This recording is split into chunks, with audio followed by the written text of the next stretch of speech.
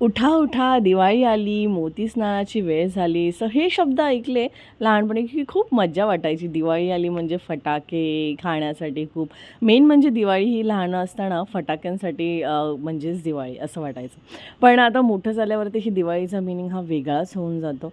So आता दिवाळी आली की आम्हाला खूप सारी तयारी, सगळ्यात पहिल्यांदा साफसफाई. सो अशी आता दिवाळी असते. सो आदल्या दिवशी आम्ही खाली फटाके फोडण्यासाठी गेलो. त्यानंतर दुसरा दिवस झाला, त्यावेळी होता महालक्ष्मीचं आगमन. सो लक्ष्मी येणार होत्या. सो त्यासाठी फूल वगैरे लक्ष्मीपूजन होतं आणि ह्यावेळी बघाल तर बऱ्याच लोकांनी हे आदल्या दिवशी लक्ष्मीपूजन केलेलं. पण मी बरंच काही लोकांना विचारलं तर हे दुसऱ्या 22 तारखेला असं लक्ष्मीपूजन होतं. सो मी 22 तारखेला लक्ष्मीपूजन केलं. सो त्यासाठी बनवलेलं तोरण. सो आत्ताच हार बनवून झाले आहेत. हार बनवून खाली आम्ही गाडीला वगैरे पण हार घालून आलो आहे. त्यानंतर मी इथे बनवते हे खिरीसाठी शेवया भाजून घेते. सो यानंतर मी इकडे बनवणार आहे फरसबीची भाजी आणि फरसबी पण धुवून घेतलेली आहे. त्यासाठी टोमॅटो, कांदा, खोबरं हे घेतलेलं आहे. इथे पीठ पण मळून झालेलं आहे. सो अशा प्रकारे आज आहेत आपल्या घरी लक्ष्मी येणार आहे, तर त्यासाठी पूर्ण घाई गडबड चालू आहे आज लक्ष्मीपूजन असल्यामुळे.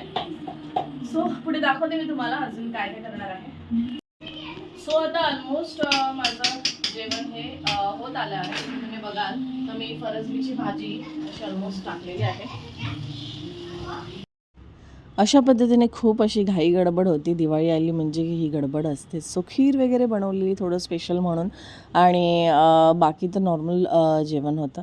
कारण की नंतर लक्ष्मीपूजन होतं संध्याकाळी, तीही तयारी करायची होती. रांगोळी काढायची होती. रांगोळी काढण्यासाठी पहिल्यांदा मी गेली बिल्डिंगमध्ये खाली एंट्रन्सला आम्ही सगळ्यांनी मिळून रांगोळी काढली.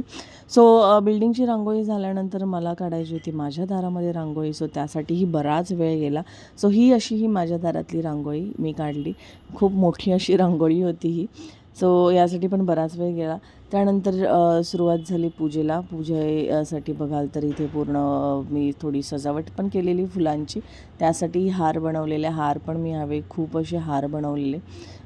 तुम्ही बघाल तर हारचंही मागे असं डेकोरेशन केलं. नंतर पूजाही मांडून झाली. अभिषेक वगैरे करून झाला. त्यानंतर मुलांनाही अभिषेक करायचा होता. यांश विवांशही यावेळेस बसून पहिल्यांदा गेल्या वर्षी बघाल तर थोडे लहान होते, यावर्षी थोडे मोठे झाले. सो ह्यावेळी ते बसून त्यांनी पण शांत पद्धतीने अशी बघितली की पूजा काय असते, पूजा कशी करायची असते. सो तेही मला सांगत होते, मम्मा हे कर, मम्मा ते कर. तर ते बघून एकदम असा आनंद झाला. आणि पूजा वगैरे असेल घरात तर हे वातावरण असं वेगळंच असतं आणि खूप छान वाटतं. मला तर खूप ह्या गोष्टीमध्ये ॲक्च्युली आवड आहे. सो पूजा करताना विवांशहीमध्ये आला. विवांशही बोलला की मम्मा मला पण करायचं. सो त्यालाही थोडा वेळ हे करण्यासाठी दिलं. अशा पद्धतीने खूप छान अशी मी पूजा मांडली. यामध्ये ऑलमोस्ट तरी सगळी कंप्लीट होतं, पण काही राहिलं असेल तर मलाही एक्झॅक्ट आयडिया नाही आहे. पण बघाल तर एकदम परफेक्ट तर मांडलेली. काही राहिलं असेल तर तुम्हीही मला कमेंट करून सांगू शकता. यामध्ये काही राहिलं असेल, कोणाला काही कळालं असेल राहिलेलं तर सांगू शकता कमेंट करून.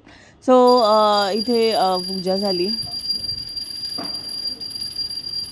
पूजा झाल्यानंतर मी झाली पुन्हा रेडी होऊन पुन्हा एकदा पाया पडून मी गेली खाली म्हणजे बिल्डिंगची सोसायटीची ही एक छोटीशी पूजा असते ऑफिसमध्ये. सो तिथे आम्ही सगळे एकत्र आलेलो.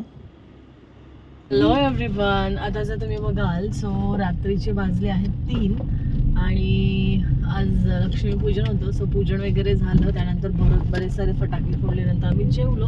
सो जेवणाकरता वगैरे आम्हाला एक अराउंड वाजलेले 2:30 आणि आता वाजले 3. सो आता मी चालली हायवेला. बिकॉज आज आमच्याकडे येत आहे माझी आत्या, गावावरून येत आहे. सो आम्ही तिला आता आणायला चाललेलो आहे हायवेला.